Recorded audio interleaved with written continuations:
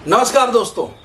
Hamas और Israel युद्ध से अब तक की सबसे बड़ी खबर जो आ रही है वो सुनकर के निश्चित रूप से आप भी हैरान रह जाएंगे। इसी को कहते हैं कूटनीति। विश्व कूटनीति में ये अब तक का सबसे बड़ा एक उदाहरण दिख रहा है आपको, क्योंकि जो अरब देश कल तक इजराइल को एक अछूत मानते थे, अछूत की तरह ट्रीट करते थे, कोई राजनयिक संबंध स्थापित नहीं करते थे, इससे कोई व्यापार नहीं करते थे, वही मुस्लिम कंट्रियों में से कुछ कंट्रियां अब ऐसी हैं जो खुल करके इजराइल के साथ आ चुकी हैं, खुल के हमास का दोष दे रही हैं और साथ ही सीरिया की बशर अल असद सरकार को यूएई ने खुलेआम धमकी दी है।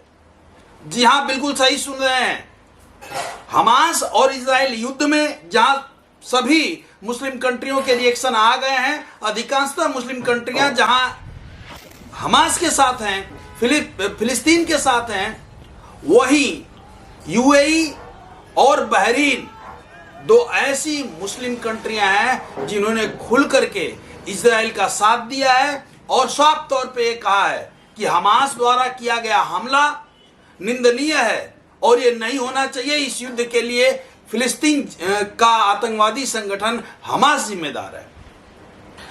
बल्कि एक कदम आगे बढ़ते हुए यूएई ने, संयुक्त अरब अमीरात ने कल सीरिया के जो शासक हैं बशर अल असद, उनको खुलेआम धमकी दी है।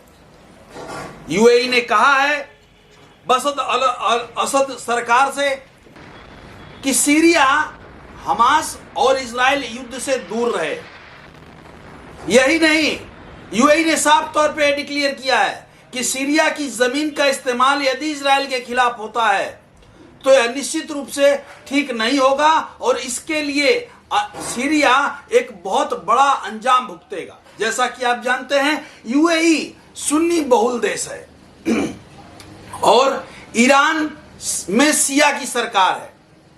शिया और सुन्नी की सरकारों में आपस में बिल्कुल भी नहीं बनती है और सीरिया ईरान के प्रभाव में है।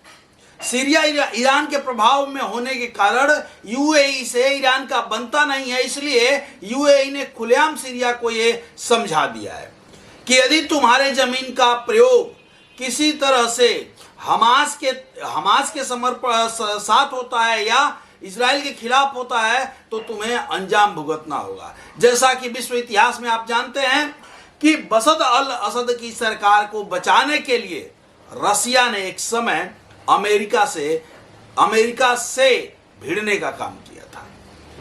आगे देखिए क्या होता है। बने रहिए हमारे साथ। जय हिंद, जय भारत, जय जवान, जय किसान।